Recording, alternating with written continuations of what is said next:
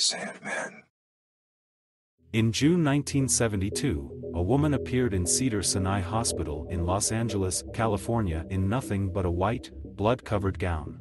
Now this, in itself, should not be too surprising as people often have accidents nearby and come to the nearest hospital for medical attention, but there were two things that caused people who saw her to vomit and flee in terror.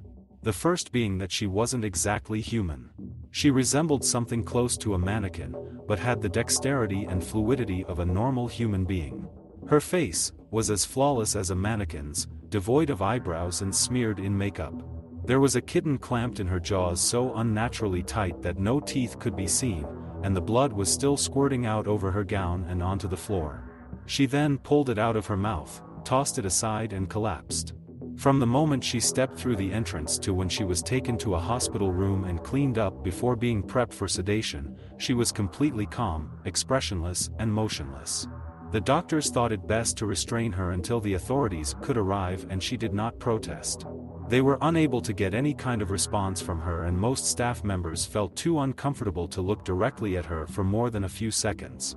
But the second the staff tried to sedate her, she fought back with extreme force. Two members of staff had to hold her down as her body rose up on the bed with that same, blank expression. She turned her emotionless eyes towards the male doctor and did something unusual. She smiled. As she did, the female doctor screamed and let go out of shock. In the woman's mouth were not human teeth, but long, sharp spikes. Too long for her mouth to close fully without causing any damage. The male doctor stared back at her for a moment before asking, "What in the hell are you?" She cracked her neck down to her shoulder to observe him, still smiling. There was a long pause. The security had been alerted and could be heard coming down the hallway. As he heard them approach, she darted forward, sinking her teeth into the front of his throat, ripping out his jugular and letting him fall to the floor, gasping for air as he choked on his own blood. She stood up and leaned over him, her face coming dangerously close to his as the life faded from his eyes. She leaned closer and whispered in his ear, "I am God." The doctor's eyes filled with fear as he watched her calmly walk away to greet the security men.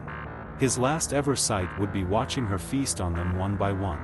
The female doctor who survived the incident named her the Expressionless. There was never a sighting of her again.